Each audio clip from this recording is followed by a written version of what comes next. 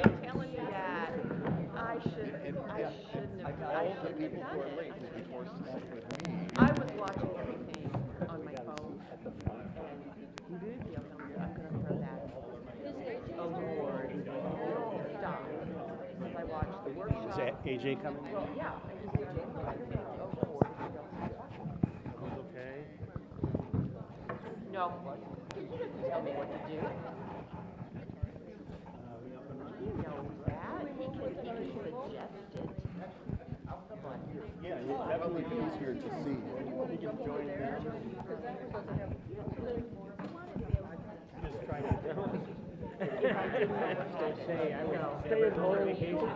I did.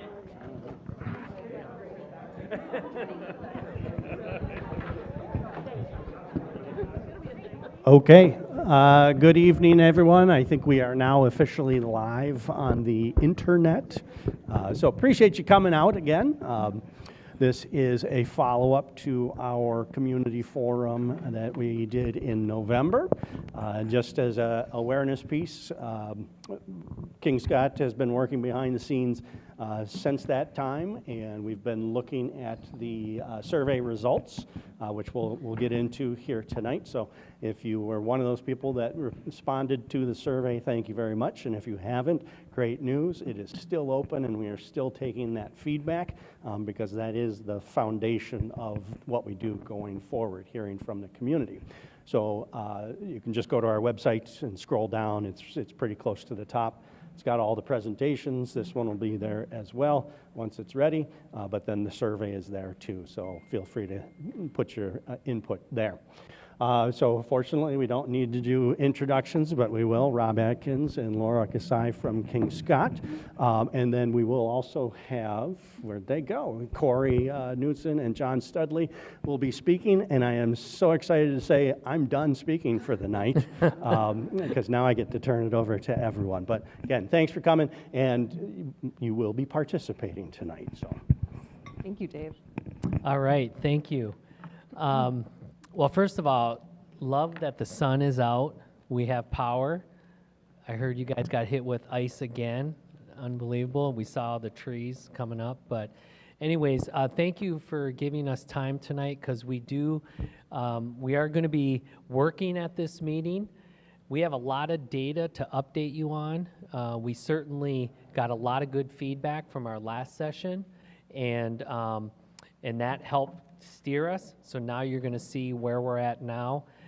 So we want to spend half of our time really going through all this information, but we really want to get to the end, and that's where we actually get you guys working on what might be a little bit of a challenge, but it's going to be good, and your input's going to be valuable. So just to touch on the timeline where we're at right now, I know it's hard to see on the monitors, but we are right here in quarter one, really the end of quarter one, and this is our community engagement, and this is really with scenario refinement based on the community survey results and all the input we've received up to this point. So that's where we're at.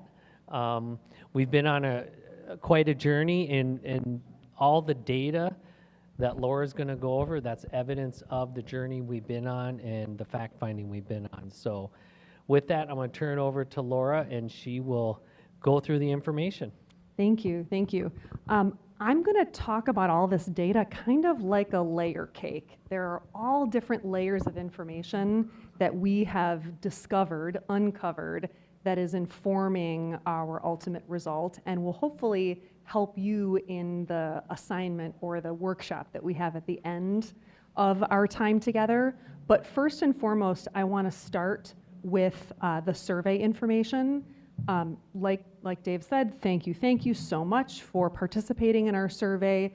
We had almost 250 responses. Maybe it already is 250 since it's still open, but we had a lot of responses, and I think the bottom line is we heard you, and thank you. So I'm going to run through some of the high notes of the survey information, and then you'll kind of see as the presentation progresses how it weaves into more of the information. If at any point you want to look at this information closer, please feel free to get up and get closer to the screen. I know there's a lot of text and a lot of small pictures. So the three top sentiments that we heard from the survey data is equity and access across geography. So this is the first bucket. So all students should have similar access to high quality facilities, and maintaining rural schools matters even with low enrollment. That was our first sort of bucket of sentiment. Number two, renovation and stewardship over new construction. That was something that we heard from you all. Strong preferences for renovations of existing schools, strong support for repurposing underutilized buildings for community benefit. Third, developmentally appropriate middle school experiences. This was a big topic. Support for dedicated middle schools, so keeping that 6 through 8 band we heard, and then support for the potential idea of a K-6 type of school grade band. The areas that we heard from that were important but sort of challenging. Number one is transportation increases are just not viable. That was something that we heard loud and clear. Longer bus rides are acceptable if they result in better programs and facilities was strongly rejected, that statement. And transportation is already a stress point for APS families. So we heard the challenges around transportation. And then the second challenging area was large-scale grade configuration is not supported. So we talked a little bit about last time, 7 through 12 campuses, K2, 3-5 splits, district-wide 5-6 intermediate schools, kind of testing ideas if there are benefits to some of the grade band reconfiguration. And roundly we heard from the survey that that really wasn't something that the community thought was beneficial. So you won't see much of that in our future recommendations for the presentation. So we listened to your responses. And this is just sort of a pulse check. So where are we and where are we going with all of this? And there are 3 questions that are really floating to the surface in terms of driving our thinking around this work. The first question is, how do we leverage enhanced programs and student experiences to help position APS for long-term enrollment stability?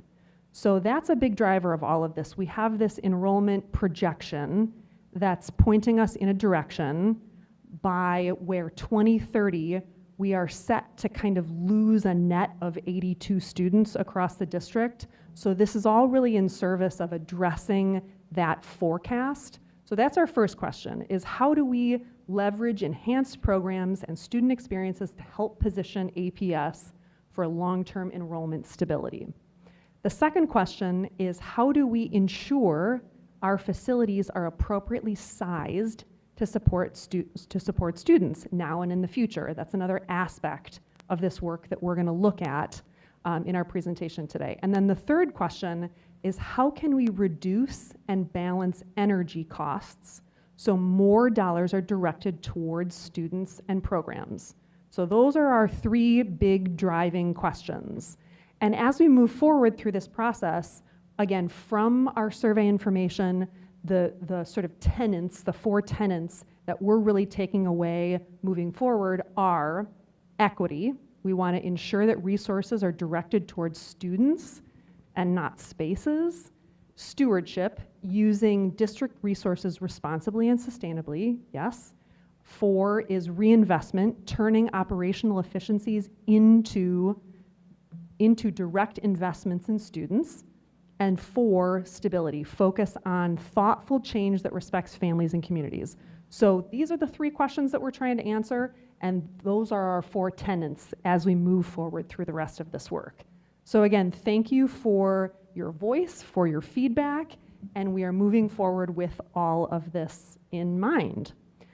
So again, I'm going to take you through a series of exercises where we've examined sort of different data points and different layers or lenses to look at the buildings. And some of this you've seen before in our last presentation, but hopefully this will kind of show you how it all connects.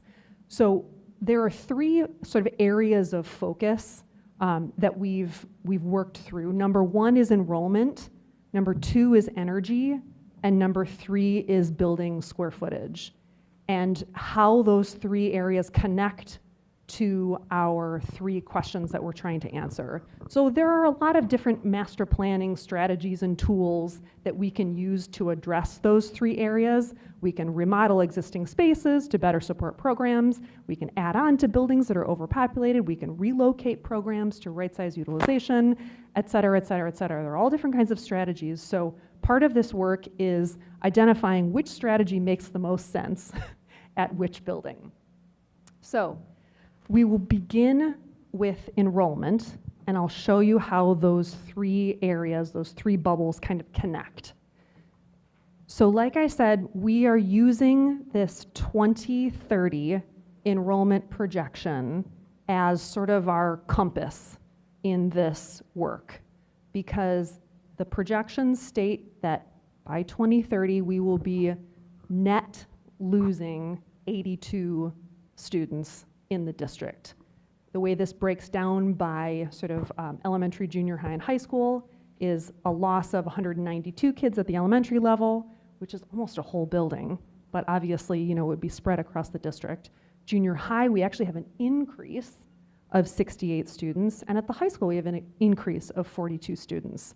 So you can kind of see how that nets out. But what's driving a lot of our work and our thinking is in our conversations with Cabinet, and from a financial lens, that loss of our net 82 students means that the district is barely breaking even. So using sort of the financial costs that are in place right now, if we were to lose 82 students, the district would be barely breaking even. So that's why we're thinking about this work now, in order to mitigate some of the effect of those enrollment projections. And in our conversations, a loss of 150 to 200 students, that really becomes the tipping point where we would really need to look at how we're using our facilities in terms of how many buildings we have operating. So if you look at this as sort of a trajectory, 2030, 4 years away, if these enrollment trends bear out, which we want to do work to mitigate them, but if they bear out, we would be sort of halfway toward that major tipping point. So if that's helpful in terms of timeline. Does that make sense? Okay. So that's enrollment. We layer onto enrollment building square footage. So last time we were together, we talked a little bit about benchmarking sort of the size of the school against the number of students in the school. And so we have a chart laid out showing sort of where each of the buildings lie in terms of the typical gross square footage that we see in buildings at either the elementary, the middle, and the high school. And so the major takeaway here is that we do have, based on the enrollment population, we do have some buildings that are underutilized, even though we know that there are other programs in that building that help fill up the space. But based on enrollment, we know that we have some buildings that are underutilized and some buildings that are tight, that are overpopulated. And so Sanborn sort of falls in that like nice balanced middle ground in terms of how they rank against one another. So we added in the utilization, so that's enrollment plus the building square footage. And from there, we can start to look at, well, if some of our buildings are underpopulated and some of them are overpopulated, where and how much square footage do we have kind of available to work with?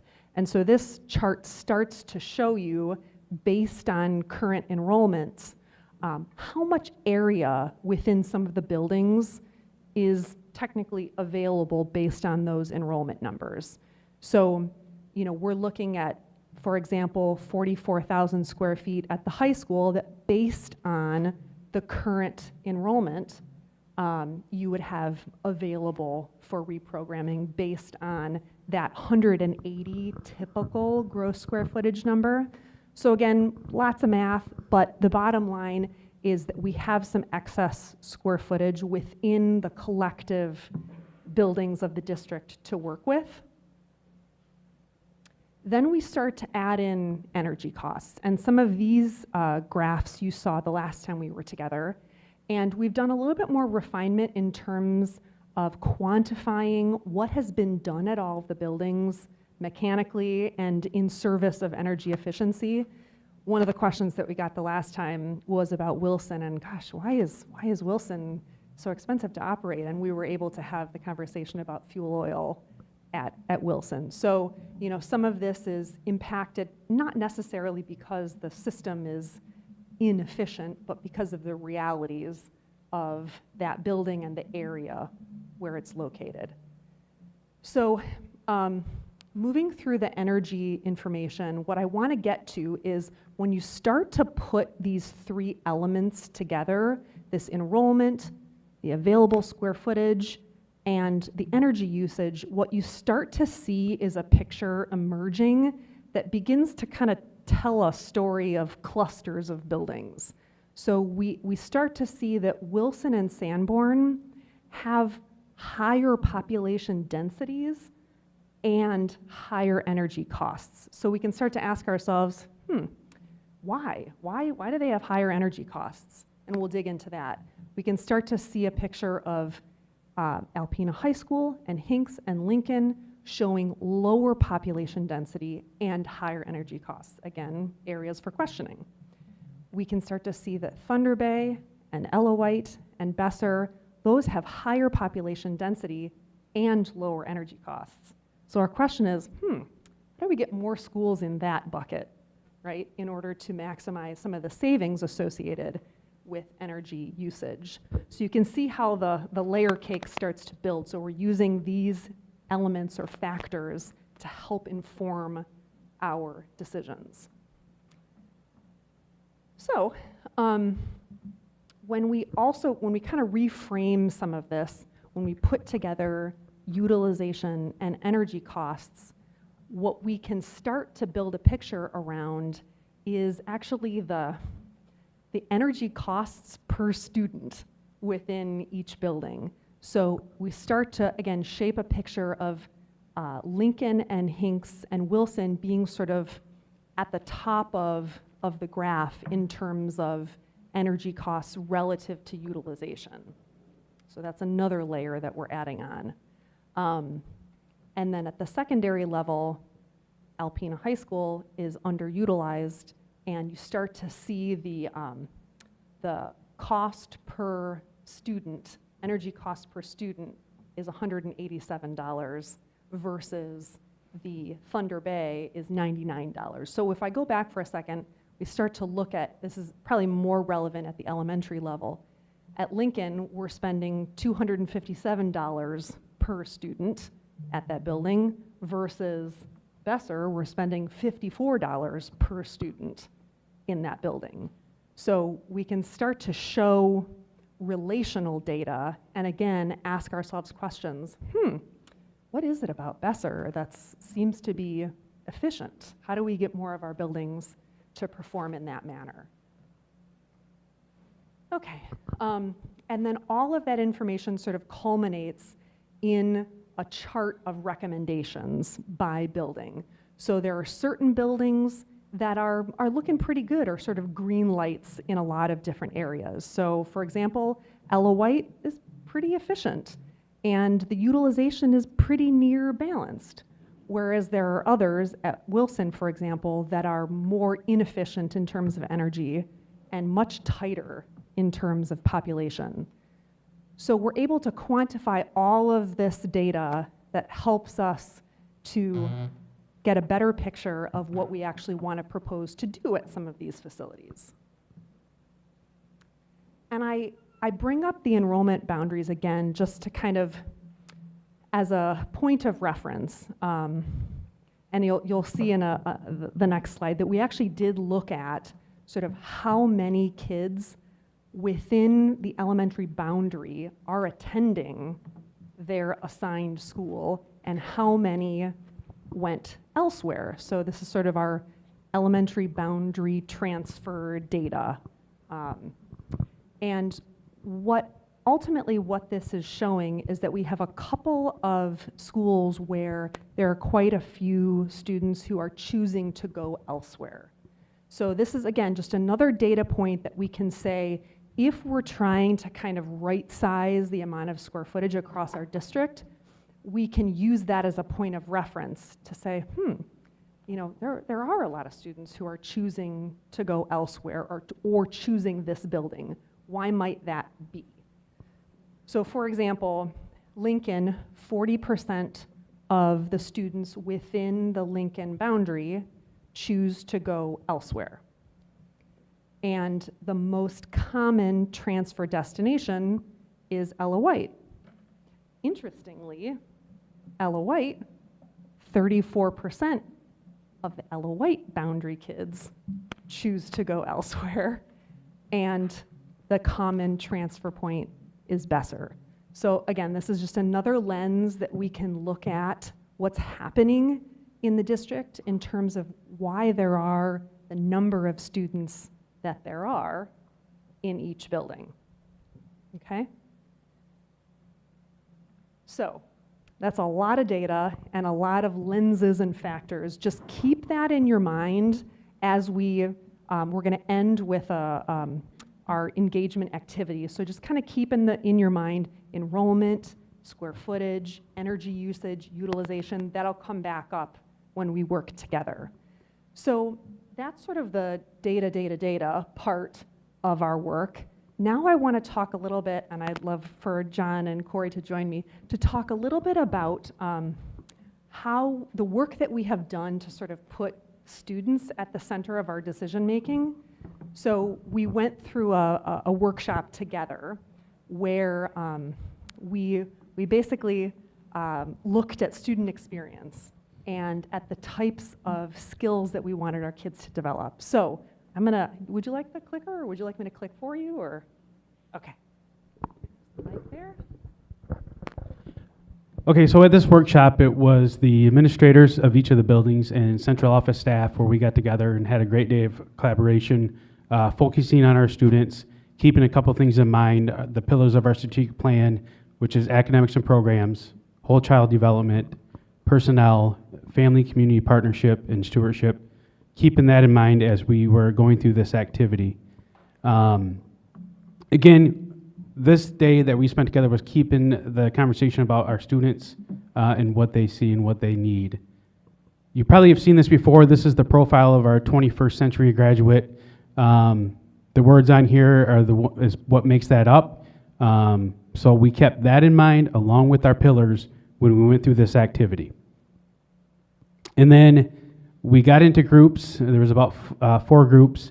Each group had to make a drawing of a student, and then we talked about what the student needs inside, the skills and dispositions, and then we went into the outside. But first, we went through, we all did the drawings, each person just started putting their ideas on there, and then we took all that and synthesized it down to this here, where our students inside need to be self-aware, confident individuals. Alpena learners will graduate with a strong sense of identity, confidence in their abilities, and the motivation to pursue their goals and purpose. Then also the next one we came up with was lifelong learners with a growth mindset. Alpena learners will demonstrate curiosity, persistence, and commitment to continuous learning throughout their life. And then number 3, community-minded, responsible citizens. Alpena learners understand the role within the broader community and act with integrity, responsibility, and care for others. And then 4, whole child well-being. Alpena learners will develop the emotional resilience, physical health, and social awareness necessary to thrive personally and academically. And those are what we took from all of our drawings. That's just one of the samples of the drawing there. That was for inside of a student when we talk about a portrait of a learner here at APS. And then we talked about what we believe the kids need on the outside, which is experience and resources. Again, taking our drawings of what we wrote outside the student. First thing was a safe, stable, and supportive learning environment. Alpena Public Schools will provide physically and emotionally safe spaces where students' basic needs are met and stability allows them to focus on growth. Strong family and community partnerships was number 2. Alpena learners are supported through meaningful partnerships between families, schools, and broader community. 3 was future ready skills and technology literacy. Alpena learners are supported with tools and instruction that build digital literacy, critical thinking, and preparation for evolving careers. Number 4, experiential and applied learning opportunities. Alpena schools prioritize hands-on learning, extracurricular activities, arts, athletics, and creative exploration to deepen the engagement in real-world readiness. And then number 5 was access to geographical diverse experiences. Alpena learners will have equitable access to diverse perspectives, real-world learning, and experiences beyond the classroom. So besides what we do in our buildings, maybe that's field trips, whatever that is to fit in there, but it'd be outside of our classroom environment. So that's what we went through on that day to develop our portrait of a learner. Everybody was involved in it. Everybody had a hand in it. And that's what we came up with.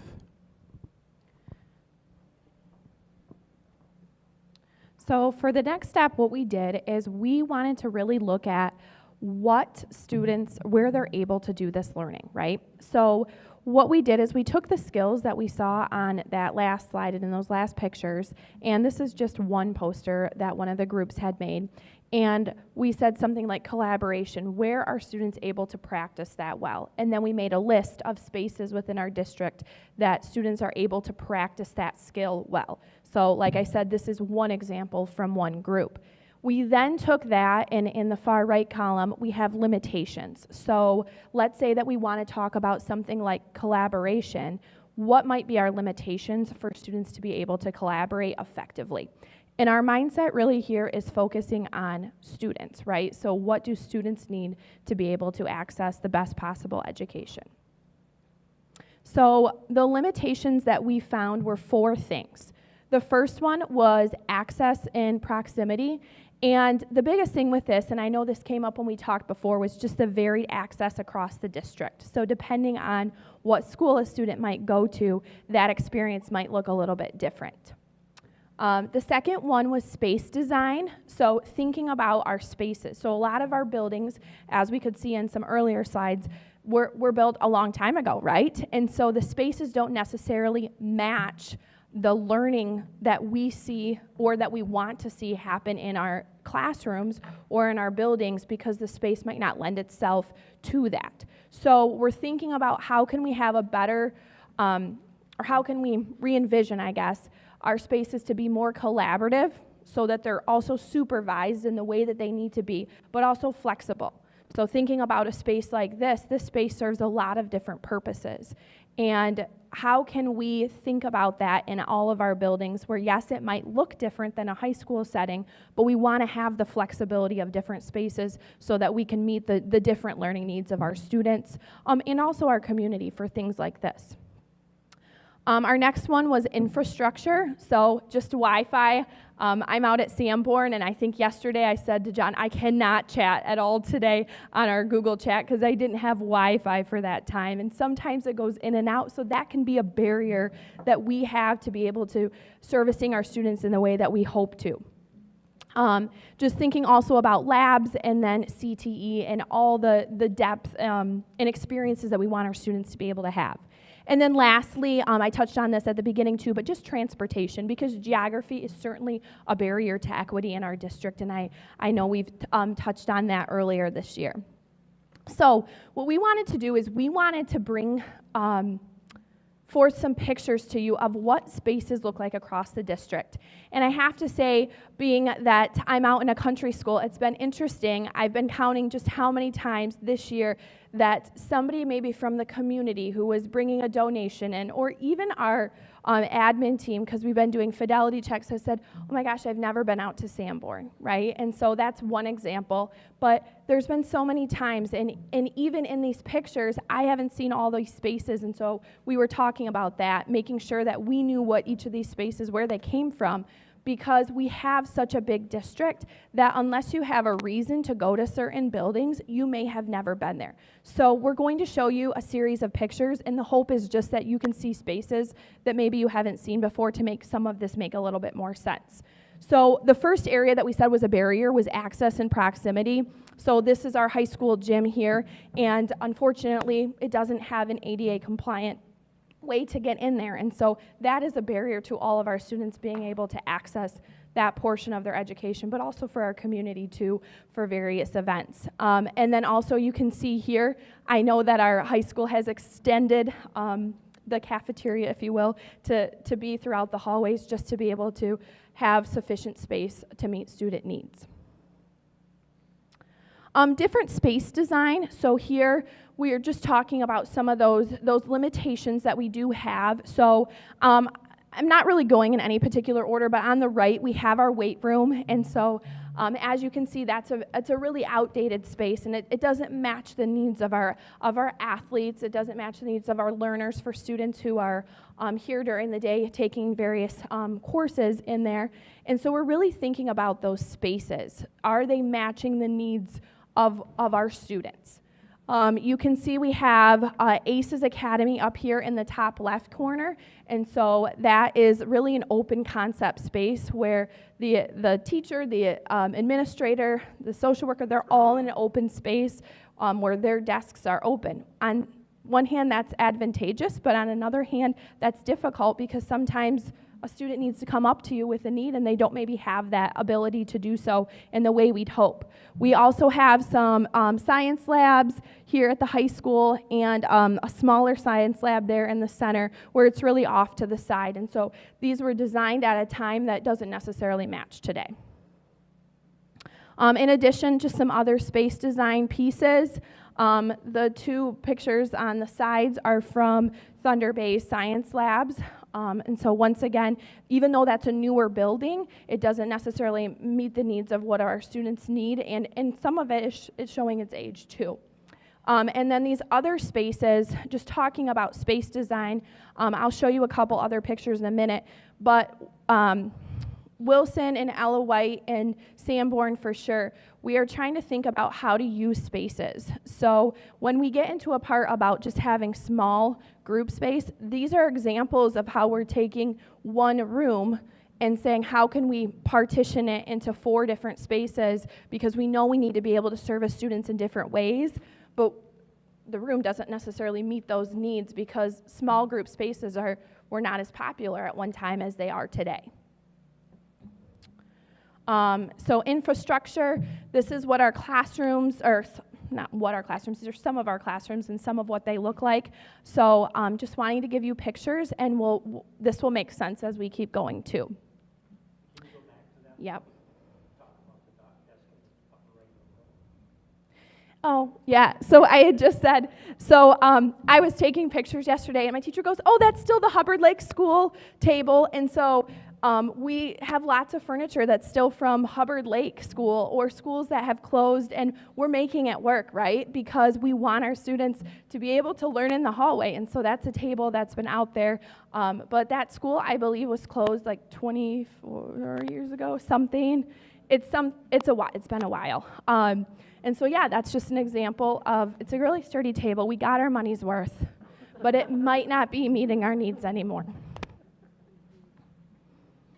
And I think that's reflective across our district, as we are making things work and really stretching things because we have such innovative people who are making it work and making it happen. So when you look at our infrastructure, this was, I can't remember. That is our new APS online room that we put together for second semester in the top left corner. So that's where our students, when they're online in the building, that's where they go to work. We just put those tables and desks in there to get that up and running and get the students out of the hallway into a space that they could be comfortable working in. Thank you. This was just infrastructure, so these are the heaters in the hallway right out there. So obviously not the most energy efficient space. And then these are the mats that are used to cover the gym floor, so these are kept in the hallway. Once again, this will make some more sense. A bathroom, unfortunately, it's been well loved. And then some of our art tables, that was at the high school, correct? Yep. Okay. So, and then the last barrier that we talked about was just that transportation piece. So 3,000 miles are driven every single day to transport our students. As you can see here, 43% of our student body is transported by our buses. So then what we did from there is we said, okay, we know these barriers and we know these pieces, but now we want to talk about, like, what can we do with that, right? Like, in what areas do we know that we maybe have some gap areas? And in a perfect world, where could we go with this? So we made a matrix of impact on the y-axis, and then on the x-axis is just feasibility. So there were 4 areas that we hope that in the future we're able to build and grow with, if you will. So the first one was collaborative and flexible learning. So that would be like having small group spaces. And some of you might say, well, what would you use small group spaces for? And we're saying, oh my gosh, so many things, right? Because that might mean that we have reading core in buildings. We may be having various pull out for resource spaces where there might be teachers who are pushing in, but then need some time to pull students out. There are so many things, stars, title, and there's so much more that isn't student-centered, but we really wanted this to be focused on when we're really impacting students directly. Other things we talked about was just having spaces for movement while learning. Flexible furniture, which you can see like in this room where we're able to have this furniture that's being able to be moved around. There's quite a bit at Thunder Bay. It makes a really big difference because you can use your spaces differently than like that classroom I showed you where there were desks. And then some collaborative spaces such as this. Our next area was experimentation and exposure. So having spaces to support career exposure and future readiness, as well as science lab improvements. The science lab improvements are obviously more secondary based. Technology, really thinking about that 22nd century technology and what does that mean? So yes, we do have access to Chromebooks, but what does that mean to really think beyond that and prepare our students for what's coming? And having the technology and infrastructure improvement, things like Wi-Fi, so that's available everywhere. And I know they've been working on it, but there's still barriers to that, right? And then the last piece that we were able to capture is fitness and wellness, is what we kind of titled that. But within that is temperature control. It's hard regulating the temperature across our district in lots of spaces. Even before the ice storm it was, but our maintenance team worked so hard this week to make sure we were ready to come back on Monday, but that's already been a barrier there. In addition, just the locker room improvements, and that's in a couple of different spaces where buildings are looking different now than they used to. How can we better utilize those spaces? Because we may not need a locker room in some spaces. Having a weight room and training room space, and then thinking about our playgrounds and getting into that. So, when thinking about the strategic plan and one of our pillars being stewardship, we're really asking those questions about how can we modernize learning spaces. And so I showed you some pictures that we might have around our district. And in a perfect world, right, with endless pots of money, we would be able to provide this for students. And though we can't, just flip a switch and make that happen, we want spaces where our students can have that flexibility, can have that modern learning spaces that meet them where they're at. And so these are just a few examples of alternative flexible seating options. These are different spaces. If you have not been to our CTE wing, you can see that space looks very different from a lot of the rest of our district, and it does have that modernized learning vibe and feeling to it. And so you can see that there, and we just want to extend that as far as we can across our district. So these are just some alternatives to spaces that maybe look different than how we're using them now. And I think that's our part. Any questions? We've been doing a lot of talking. I want to get a little feedback before we go to the next thing. So at this table, why is this so important that we're looking, what are the goals for our Alpena students? What are the barriers? Why do we need to know this? Anyone? finding opportunities, right? Opportunities to improve. Another question, Laura went through all this data that we're analyzing. Again, why is that so important? Anyone at this table? All this data we're looking at from an operations standpoint, energy. Yep. Right. What's the story it's telling us? Anything else? I think we had a big aha when you could see like the difference in the price per student, cost per student from like Hinks to when you said Vassar. Yeah. Kind of an aha to think about it in a different way than we might normally think of it. Yeah. Can I interrupt and just put the pressure on people? We have microphones. Oh, I'm sorry. on the table, so the comments are And they're live. picked up online. So not only are you Thank you, David. but you now have to have a microphone in your hand. David, you promised us you weren't going to talk anymore tonight. So, okay, so again, the reason for my question is we're finding opportunities because that's what this master plan is about, is getting a true handle on what's happening in the district and what is the data telling us so we can make really good decisions, because the goal of this master plan is to improve Alpena Public Schools, ideally so we stop this enrollment decline trend. That's one of the goals. It's always good to operate your district more efficiently. So we're trying to exhaust every operational savings opportunity we can find. And that's why we're looking at all this data. And the challenge, and you're going to get a little taste of this challenge at the end when we do our workshop, is taking all this data from the operations side, from the student experience and educational side, and how do we make informed decisions?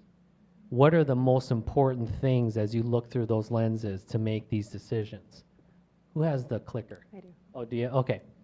So what our master plan is evolving into is kind of a three-phased recommendation. So we gave you statistics and the data on the enrollment projections and kind of when that tipping point is when the district is going to run into some financial challenges in running the district. But what we're finding is through our work, there's a ton of opportunities that we can do now or fairly soon that will lead to improvements within the district operationally, but also make the district more attractive for maybe new students. So for phase one, our phase one recommendations are, and I'm going to read this, seeing it's hard to read. So phase one, to reduce and balance energy costs so more dollars are directed towards students and programs. So that really speaks to all these operational saving items that we're trying to identify. We propose to invest in operational efficiency within the buildings. To leverage enhanced programs and student experiences to help position APS for long-term enrollment stability. That's becoming a big focus for this master plan.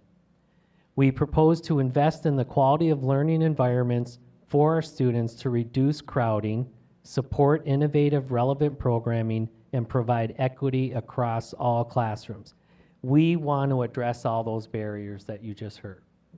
And we want to create improvements that not only will be better for the students, but also the teachers and how they're delivering education.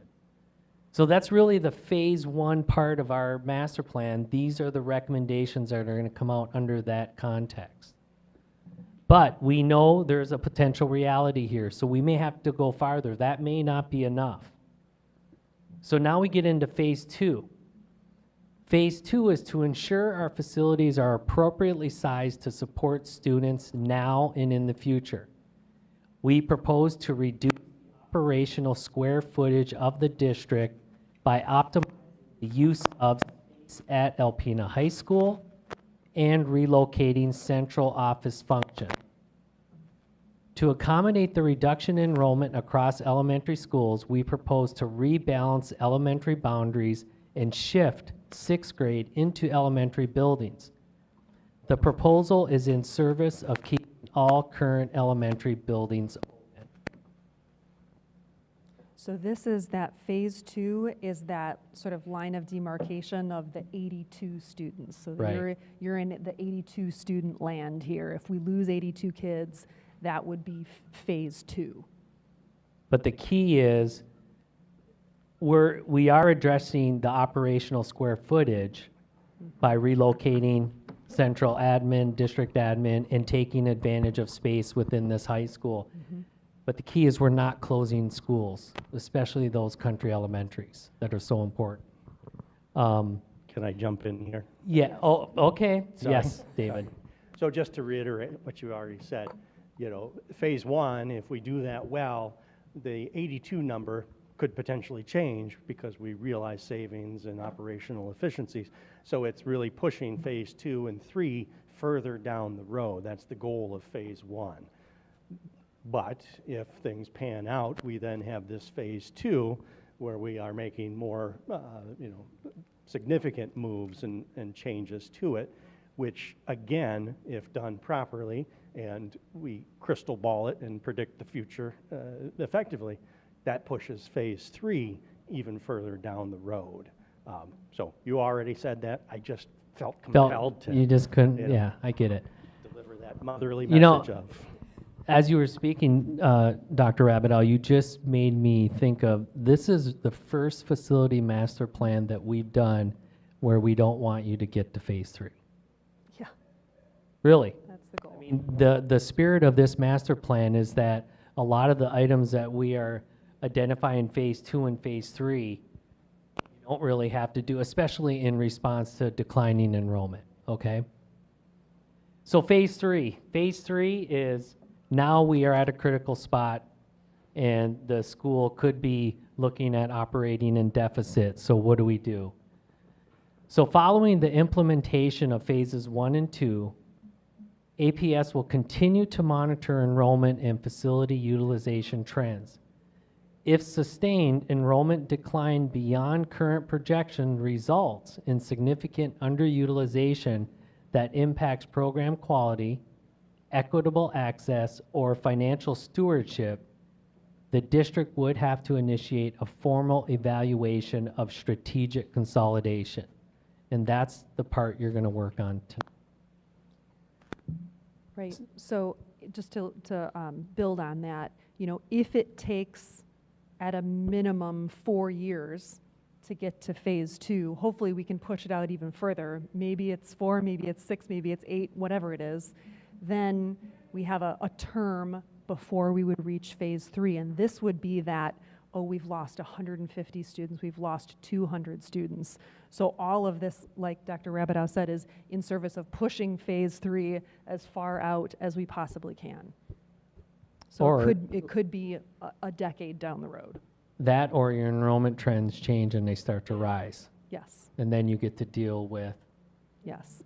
the changes that require addressing more students. So Yes, and because it could be such a long time before we get to phase 3, that's why we're suggesting that new consideration be given in this context of strategic consolidation, because you may have done all of these other things, and the buildings need to be re-examined at phase 3. Does that make sense? So this is the direction the master plan's going, and we're going to basically result in these 3 phases with a series of recommendations. So we want to go next Yep. slide. So So go ahead. So I want to live in phase 1 and phase 2 land for the next couple of slides, and then phase 3 is sort of where the activity comes in. But what we've done is we've identified by each building some of the active and recent initiatives that are being done to that building currently to help to enhance its performance. And also we're identifying some future initiatives that we can consider doing to enhance performance and also speak to what Corey and John were talking about, incorporating more of those modern learning environments to enhance student experience. So I'm going to try to go quickly through each building. Besser, I'm not going to read all of them, but at Besser, we're starting to provide to-from transportation for childcare. They've been receiving new HVAC equipment, including high-efficiency boilers, sound equipment in the gym, playground equipment, good stuff there. Future initiatives, what we're recommending is in service of some of those experimental and explorative types of experience we want students to have, a STEM or flex addition to Besser, because we're already tight, right? And we need some more space for our students to have some of those exploratory experiences. We're suggesting to update the classroom environment, flexible furniture, updated technology. We're also suggesting that the plan be considered in terms of optimizing the building utilization. Corey talked a lot about these small spaces that are necessary to support some of our support staff, and in terms of intervention and all of those great practices that help enhance our student experience. So looking at the building and saying, gosh, how can we maybe move some walls around or manipulate this plan a little bit to better support some of the functionality that we see in modern schools today. Remodel the locker room area and add some outdoor learning lab environments and furniture. So you'll see some repeats as I go through all of these. But Ella White, they also have received some new HVAC equipment, including high-efficiency boilers, new playground equipment, flagpole.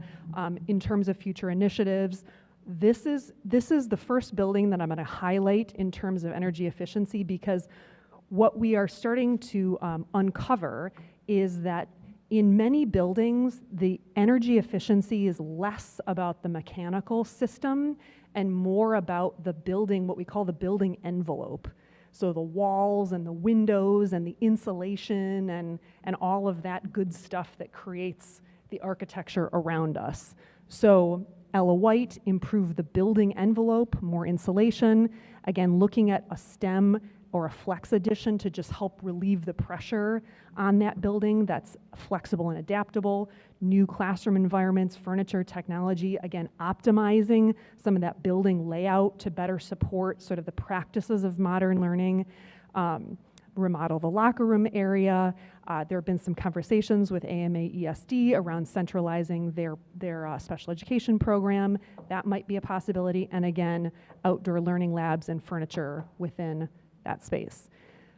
Hinks, again, received new HVAC equipment, including high-efficiency boilers, but we didn't do a lot of work on the envelope of the building. So we would recommend windows, insulation, and replacing some of the big, like the window walls, we call them, that that will improve the functionality. Classroom environments, furniture, technology, optimization of the plan. And then because Hinks is not a building that has a population problem in terms of being overcrowded, we would look to strategically allocate some of the space within that building to provide parity with STEM and collaboration and some outdoor learning space. Lincoln, this is the newest building, so it does have its original HVAC equipment. There have been some controls that have been updated, new playground equipment, outdoor learning lab and furniture, but this is where we would look at replacing some of that HVAC system, boilers, air handler units, to optimize efficiency as well as that building envelope. Again, providing parity, classroom environment upgrades, furniture, technology, utilization, and then that STEM and collaboration component. Second floor. Sanborn received new HVAC equipment, including high-efficiency boilers and some new playground equipment. But again, that building envelope, I'm sounding a little repetitive here, but building envelope, in this case, we would work to improve a little bit of the curb appeal, updated classroom environment, flexible furniture technology, optimizing utilization, and then that STEM and collaboration and outdoor learning component. Wilson, there was work done. The hot water heaters were switched to electric, received new fuel oil boilers and controls. But again, envelope, envelope, envelope. We're going to work to make that building more energy efficient in that manner. Looking at some Univent updates, STEM and Flex addition, because again, this is a super crowded building, updated classroom environment, furniture technology, optimizing that utilization, and then outdoor learning lab and furniture. Thunder Bay received or is actively receiving some science lab casework updates, roof replacement, again, new boilers, some outdoor student area improvements, some improvements to the gym and the scoreboard, and then some outdoor athletic improvements. But again, here, envelope, STEM and Flex addition. This is a building that on paper doesn't necessarily look too tight, but feels too tight. And if the enrollment projections bear out, middle school, that grade band is where the biggest increase will happen. So just sort of thinking ahead that sort of that flexible addition will be strategic in that building. Classroom environment updates, furniture technology, optimizing the layout. And then Alpena High School, they have quite a long list of active initiatives, receiving the new HVAC equipment, new weight room for AHS athletics, renovating the auditorium, a gym makeover, smart boards in the classrooms, renovating the band room, Wildcat sign, landscaping, trophy case, renovating the Hall of Fame wall, softball and baseball dugouts, new scoreboard, press box, so a laundry list of improvements that are happening in this very building, which is exciting. In terms of future initiatives, repetitive classroom environment, so important. Flexible furniture, technology, updating those science labs like Corey was talking about, optimizing, this in particular, optimizing the building layout. I think there are so many opportunities that we can really dig into and analyze where we might better reflect modern programming with our architecture. Update the locker rooms, not just the weight rooms, but the locker rooms. Again, improve that building envelope. This building has some abatement challenges, so we want to make sure that gets done. And again, accessibility is a challenge in this building. And then ultimately, again, this would be phase 2, but relocating central office functions to this building, and then that would result in being able to take one building, the Gordon Street building, offline. So, that was a lot of fast talking. Last is Sunset. There is active work to bring online a couple new portable classrooms, which is exciting to help to support that program. Received a new boiler, again, envelope improvement, and continued HVAC system improvement in this building. I also actually should have added that there are some ADA accessibility challenges with this building in a couple of spots, but also updating the classroom environment. Gordon Street, this one has a very short list because again, phase 2, it's sort of on the chopping block, if you will, but recently received a roof replacement, and we would look to relocate these functions. So those recommendations are a culmination of all of the data points that I talked about and all of the important sort of student-centered functions and decisions that John and Corey talked about, pulled together and in sort of a recommendation form. That's sort of phase 1 and phase 2. The rest of our time together, we want to lean in a little bit to phase 3, and so what we're looking for from you, and the phases are up so that we can reference them, we can always hop back and forth, but what we're looking for from you is help in shaping how decisions are made. So, and in groups, and we've got about 30 minutes left in our workshop, and so if there are tables with only a couple folks, you can kind of join the bigger groups to kind of fill out the groups. But what we're hoping for is that as a team, you guys can design a decision-making framework. So what that means that if phase 3 comes to bear, 8 years down the road, 10 years down the road, whatever it is, if phase 3 comes to bear, we are going to need some objective criteria to decide, to evaluate, to determine which building we would close, how that would happen. So we would like some help from you to design what that decision-making framework looks like so that it can be used as a tool by the district if that comes to bear. So did you want to say something?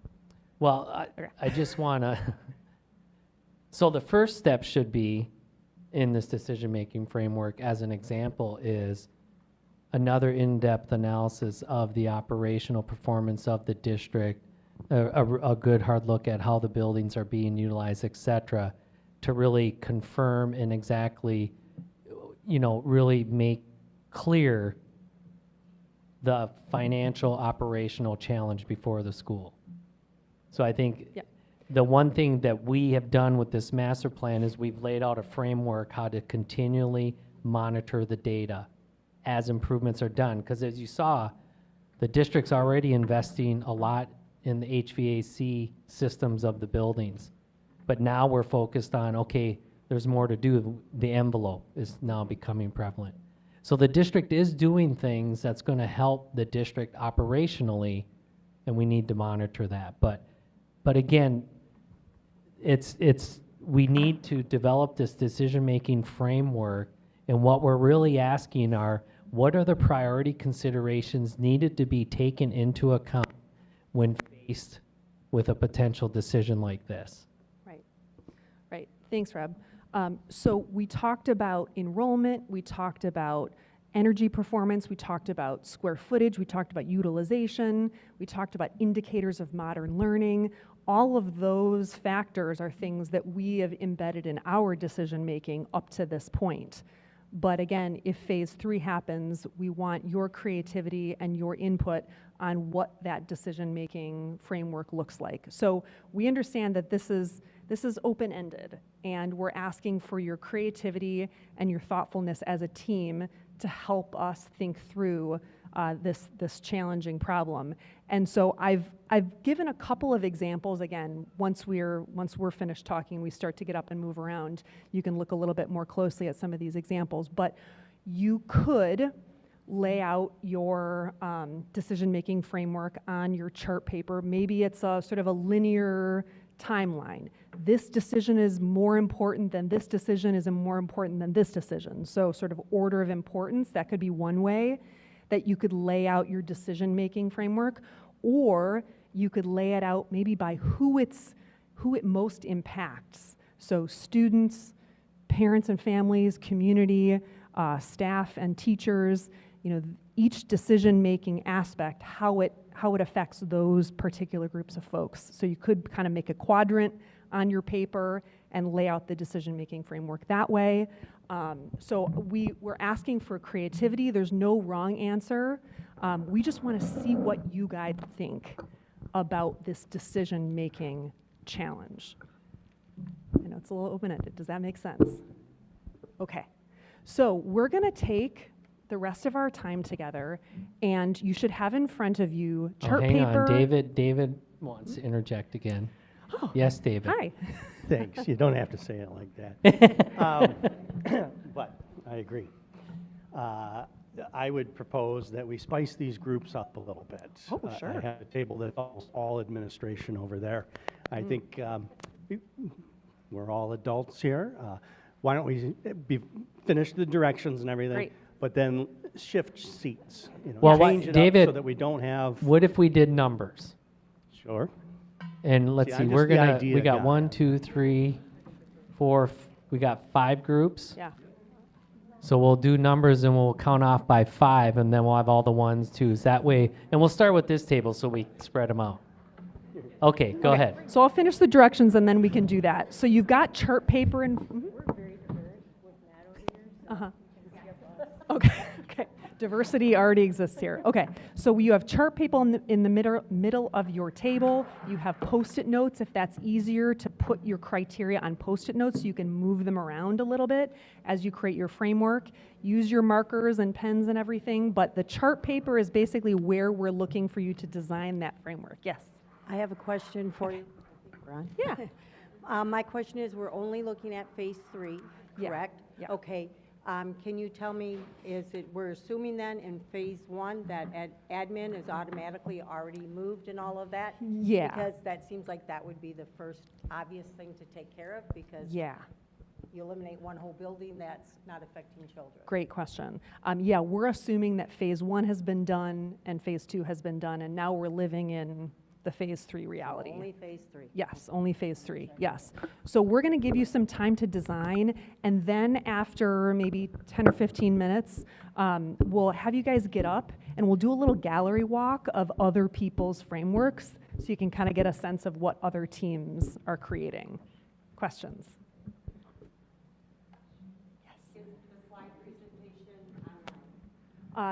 Dave? It will be. It's live streaming right now, but then it'll be stored on the homepage of the website. Great. Okay. All right, I'm going to start. They're already strategizing on how this count-off's going to go. All right, we're going to start here with 1, and we're going to count off to 5. So, 2, 3, 4. Oh, I'm sorry. 2. So that's 2. So you're 3. 4.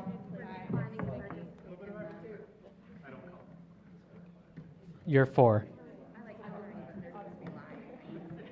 3. Okay, we got 3. You're 4.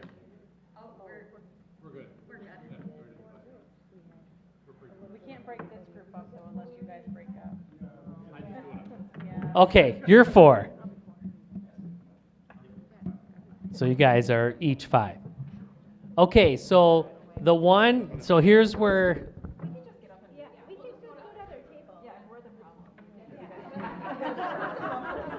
They didn't like my, all right. They mixed it up again. Yeah, I know.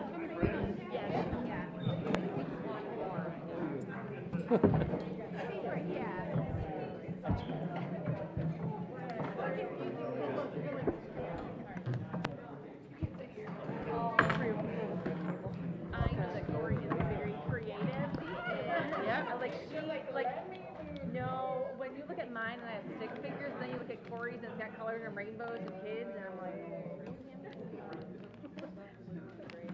see?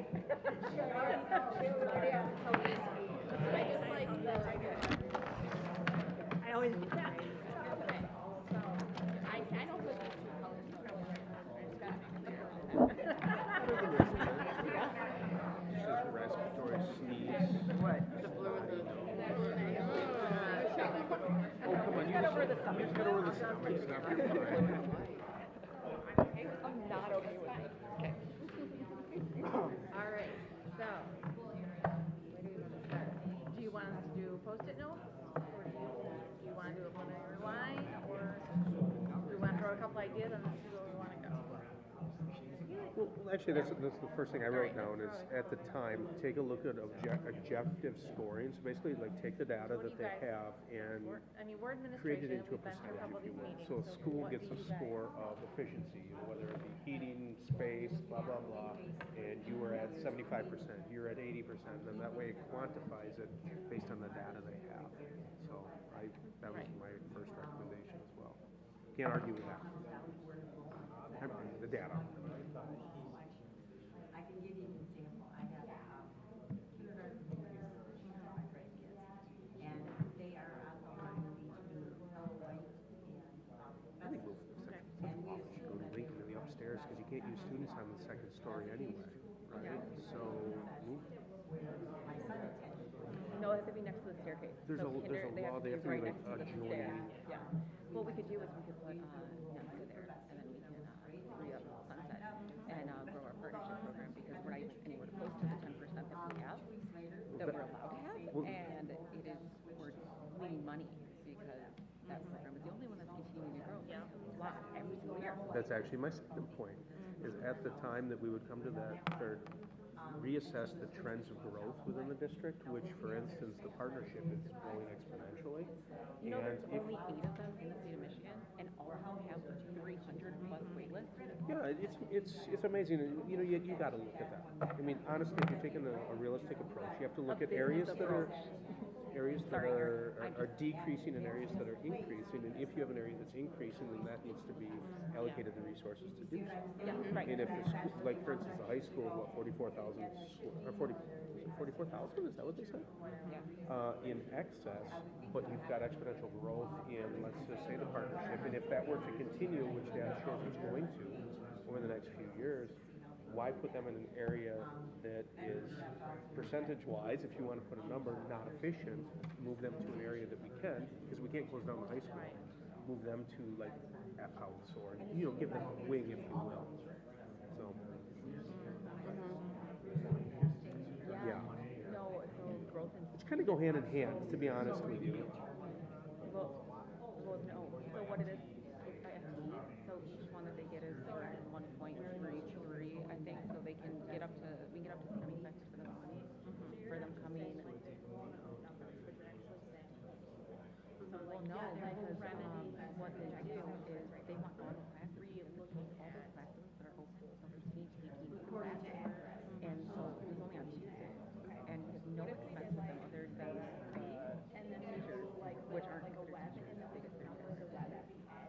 So getting this, and it's like there is nothing that they are really cost with them other than the building. Well, the flip side of that is, though, you also have to look at how many students are we losing to that program, so you can actually decrease the loss by capturing the increase. So you're kind of mitigating your loss. You're still capturing that to optimize that, even if it is FTA. Excuse me, I can't talk today. But you know what I'm trying to say. If it's based on that, it's kind of a win-win situation from a number perspective. I think it's something stupid like 75% or 80% of the people come from each way 35 years. The other side of that is Right. the other side of that is if you allocated space for them here at the high school, right? Yeah. They have access to the CTE programs and the sports programs, which they can utilize. So again, that's kind of helping them in that respect, and it's boosting those programs for us here. Yeah. Yes. Their parents transfer them. They stay with them the whole entire day. So like disciplinary issues, there's no transportation cost. But if we open up more programs and keep them in home because they're sometimes so far away, like let's say they want one elective in the morning, but they want one afternoon. And that makes sense. That could be remedied in phase one, really. Sorry, we'll talk about something else. You just really enjoyed the because they never came over. Yeah. And you know what we're talking about. Yeah. Well, what other, we've got, we're supposed to say, Central office should come. if we get to that point, I think that the homework for us is to determine how we would go about that process. So again, quantifying it for one, so that it's objective data, subjective, and then, like he said, reassessing where the district is at that point, growth versus loss.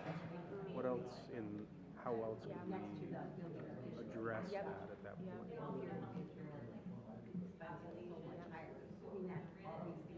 Equal, yeah.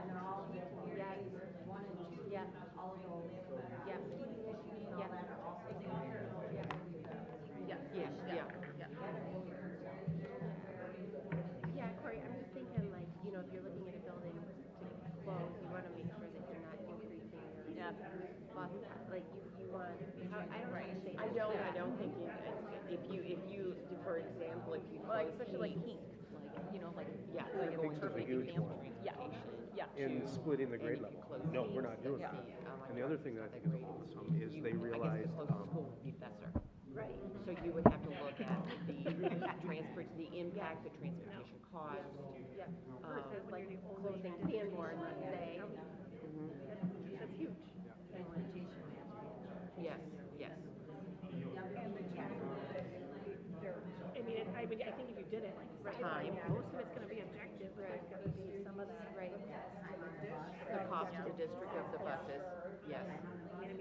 Part of me goes like, you're gonna close a building. Again, I'm not the alternate, I do not have the emotional attachment to the building. It may be closer for them to go.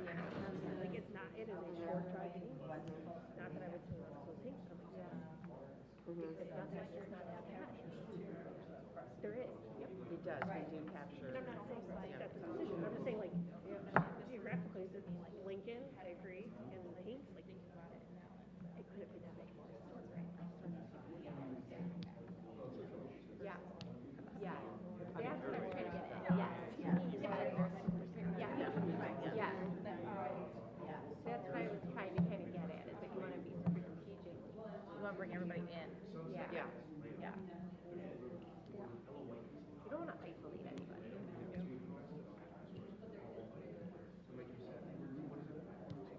It does. It does. Right. And that's something that you can't change it. You can't change the distance that these buses are traveling, especially when they come out of Wilson and then they have to travel to the middle school. When they have to travel to Thunder Bay. We're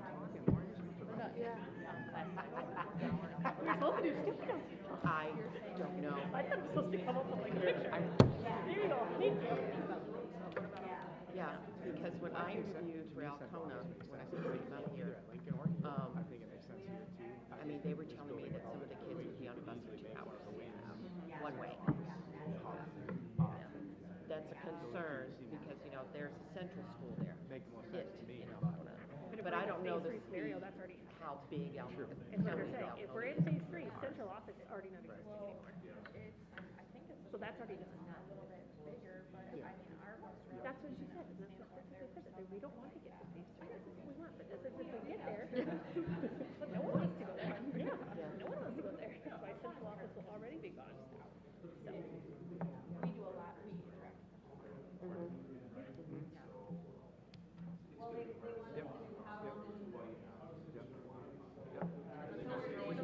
Geography, and we're looking at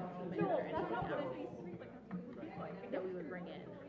Buildings are already, in my mind, kind of updated at this point, so I think building infrastructure type stuff is already going to be addressed.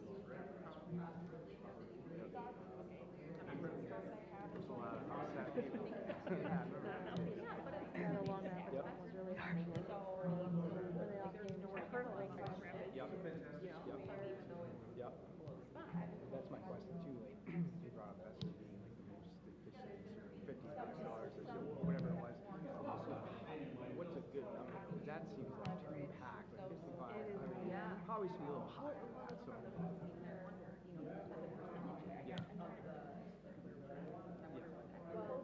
That's what I was just gonna say. There is packed. Yeah, it is. In the junior high school, I can't imagine if you had to have this thing. I can't imagine throwing more kids in there. That passing grade, no one wants to be out there. Well,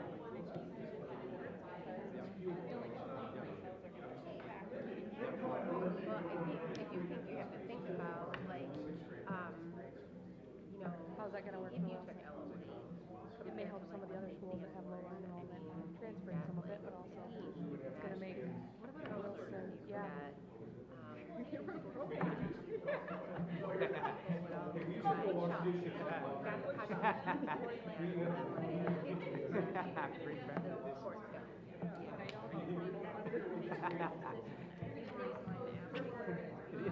Write those down.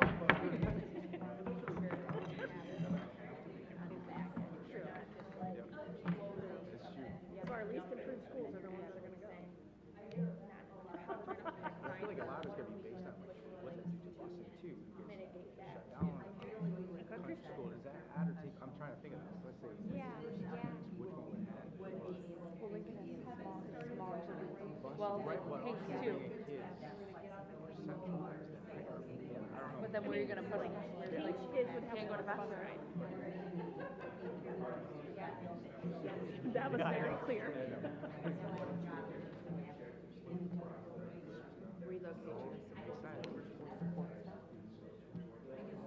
Or all staff, all support staff, all. No. That's exactly what I said. I said, I'm gonna speak it into existence and someone's gonna.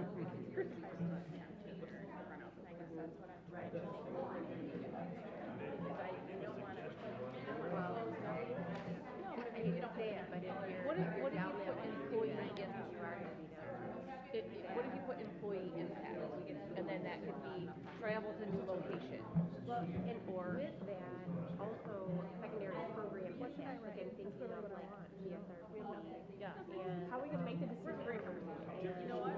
So like with other programs. We were talking about in the beginning, right? They use the numbers or whatever. So Right, right. Like the health center at Lincoln. Yeah. Yeah. So those are supports. Yeah. Where does that go? The only thing that's number one. And that's what I learned. No, I don't want to write employee, but I think, student support. Yeah, yeah. Oh, that's because if we close the building, we still have other Enrollment trend. I mean, we can go right down to the furniture, to the smart boards, we still have all that research. wow, it used to be just 7. Right. And then they brought up 6 to 12 kids, but also decreased enrollment overall. Sand Yeah. registry. Yeah. Sanborn was the most They have.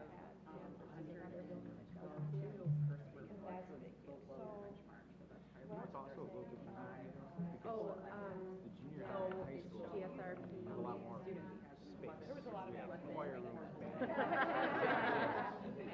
to me, that changes the square footage numbers. Yep, because the elementary spaces don't that have are, that. yep.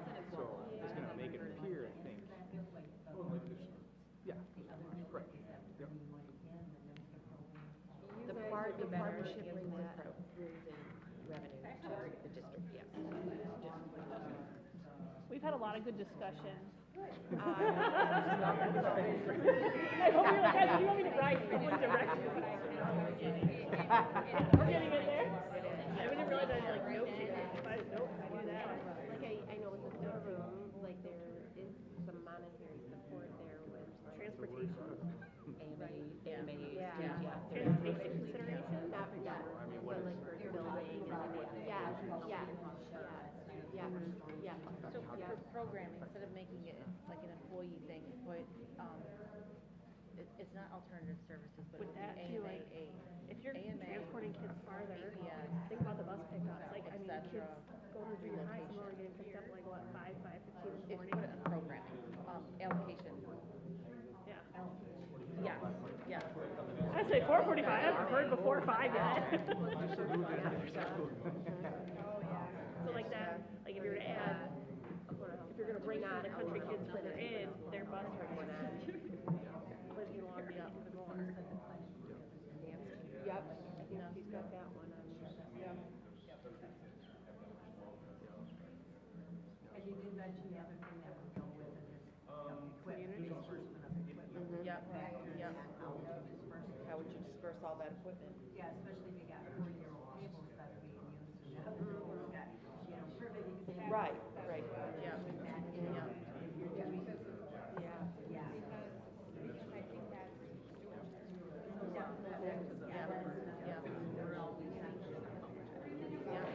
If we have any trees left, I have a feeling we're not done with ice storm. Sorry. Yeah, we got lots of wood now. That's true. Now So we you run run out. my story was selected. That's what kind of thought. Oh, proximity.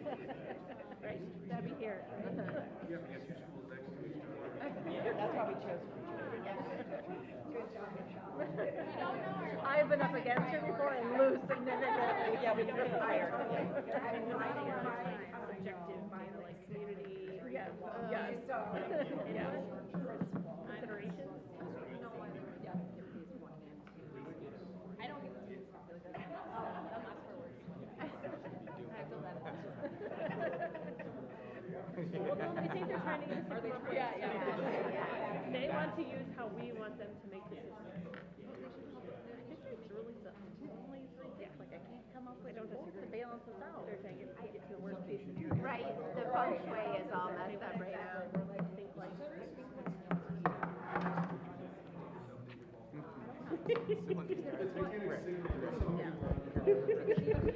We're sinking, but at least we picked the song, right? Yeah.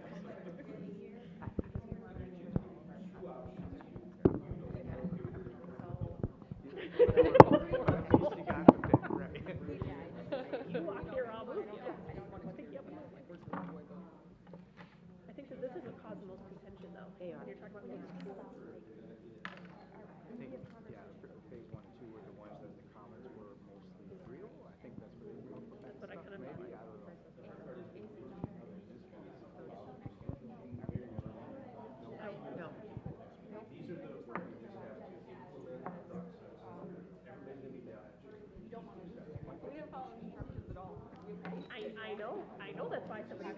Okay, can I have everybody's attention? We've got 5 minutes left in our evening. Can I have everybody's attention? I think what I'd like to do, I know that everybody's framework is sort of half-baked at this moment, and you know, if you would like to stay beyond 7 o'clock, we would absolutely welcome that, but I want to give every group the opportunity to just sort of share out their framework really quickly. So can I start with this group where Corey is scribbling frantically to put her last bubble in place? And we'll listen while they talk about their framework. Okay. Make sure you get a mic, please. Yes. And Corey's got a mic there. Okay. Let's look at this table's framework. If you want to stand up and get closer, feel free to do so. Isn't that nice?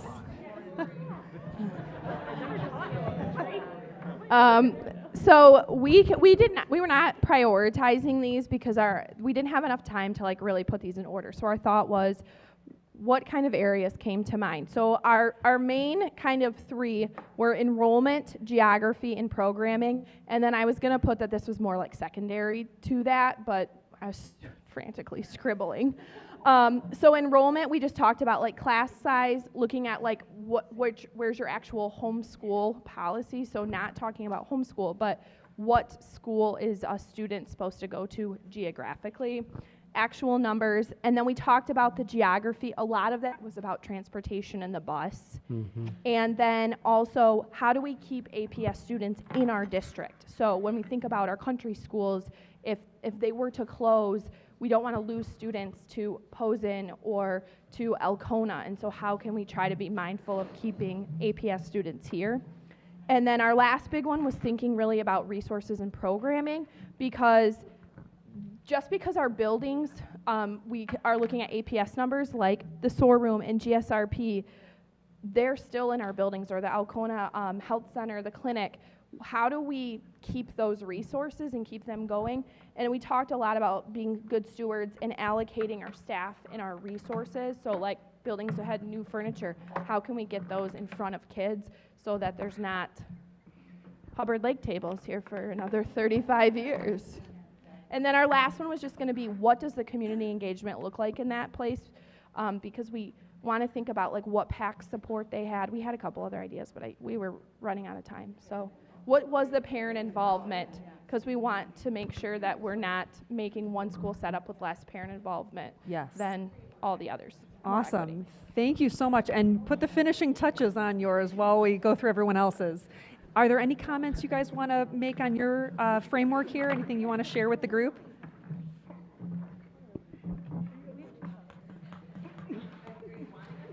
Yeah, grab just a mic, kind of please. A couple of statements about your thinking and your organization there. Oh, here. Yeah, give him a mic. So we didn't get all the way through, but we had really good conversation. So one of the things we talked about was that not all measures are equal. So even things like energy cost per student is not necessarily equitable when you're talking about different buildings with different heating systems and different age and different, so using that energy cost per student isn't really equitable if we're going to have equity as like one of our pillars.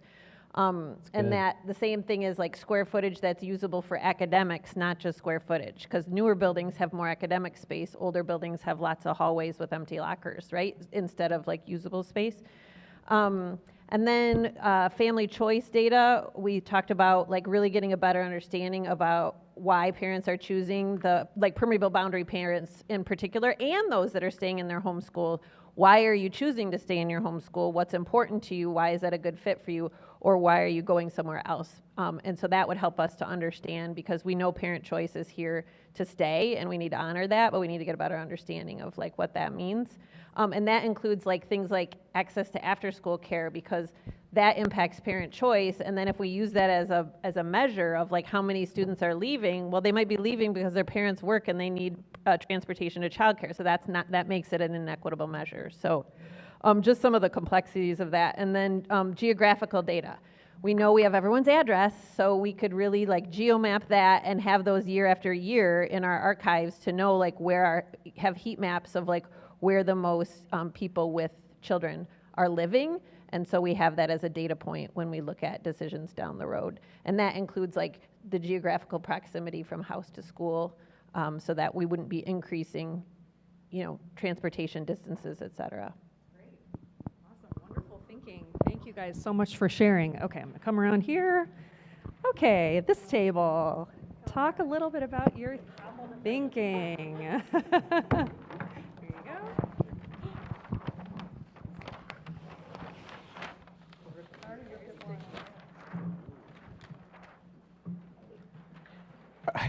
Ours was not like theirs, but anyway, thanks, Corey. So we went through a bunch of stuff. The data that was presented in the beginning, just the efficiency of the school, the cost per student, that sort of thing. Obviously that's something that needs to be looked into. We kind of talked about what is a good number for that, though. Like Besser, just because they're the lowest, is that really that great? I mean, they're probably overcrowded, so that's probably why that's low. And so, taking a look at that, that's obviously a big deal to, take that into account. District growth trends, at the time, like what schools are growing, which ones aren't. Obviously, we talked about that a little bit at that time. What's it do to your transportation?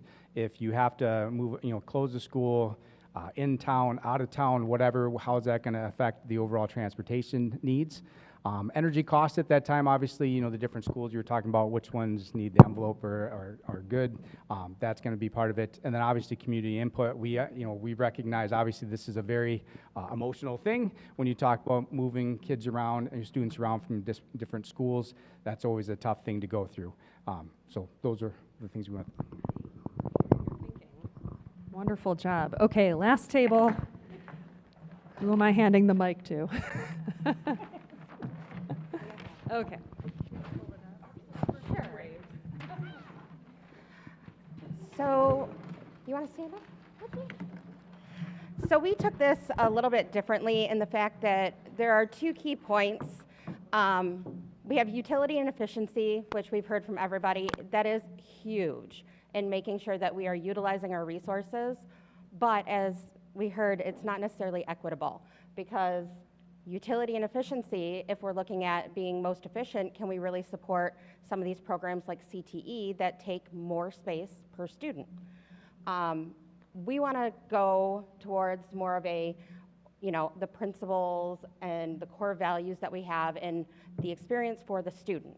We need to weigh these things like transportation and cost per student, but in reality, we need to make sure that our students are able to learn, to grow, and to have a safe environment to learn in. So we kind of took it as, do we have the right class sizes? Because we want to continue to have quality staff.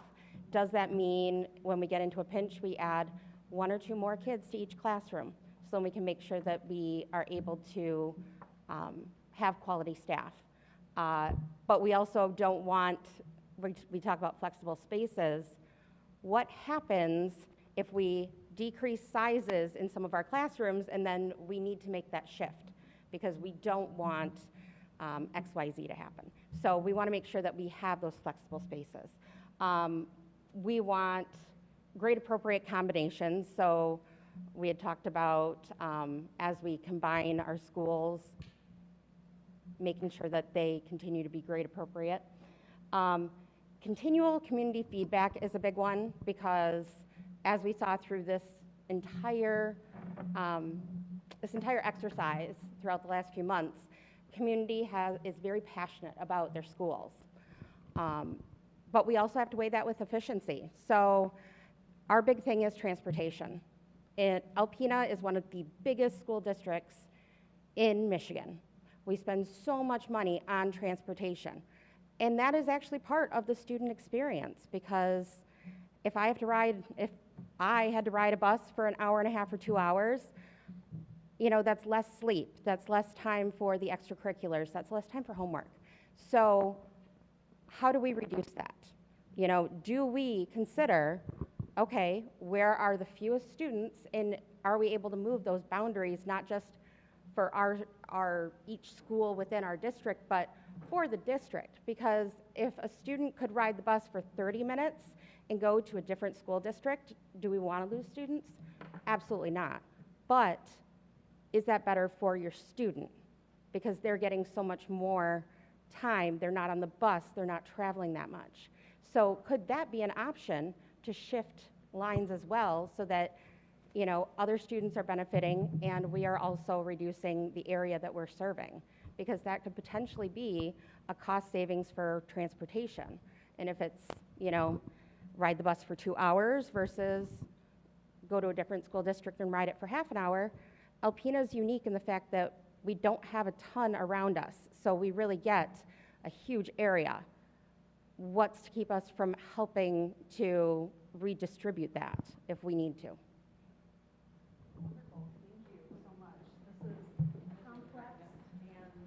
Thoughtful work. So thank you guys for helping us to think through some of these ideas. And we are right at 7:05. So thank you so much for your time. Any closing remarks or thoughts before we say goodbye formally? First off, thanks. Here. I guess it was. I just feel like I need to hear my voice booming. Hello? Oh, that's better. Thank you all for participating. You know, again, it's a collaborative process. We have gone to the community. We will continue going to the community. So, you know, it's great that you're here. And just a word to, hopefully we have hundreds of people online watching. That's wonderful if they are online watching, but nothing beats being here and participating in these actions. So just a call for, you know, to people to come in and be a part of this because it is driving our work. Yeah. Ooh. Perfect. So if you would, again, this will be posted once we go through and clean it up. We'll have it posted so you can get it there, or if you use your device right now, you can scan that and give us some feedback there. I had other brilliant thoughts, but they're all gone at this point, and who wants to listen to me talk later? There was really one good point, but maybe I'll put it on there. Thanks again for coming, and I'll turn it over to Rob. Just real quick, we encourage everyone to take this survey because there's very specific questions that are all related to the work you just did. And it'll allow everyone, you can put thought into it, but we look forward to that. And then hopefully people listening online, they will, once they can see this code, they can participate that way as well. Thank you very much. We're going to stick around a little bit so we can continue to talk, but for the rest of you, you're free to go. Thank you. Somewhere, yeah, you should. I think you should.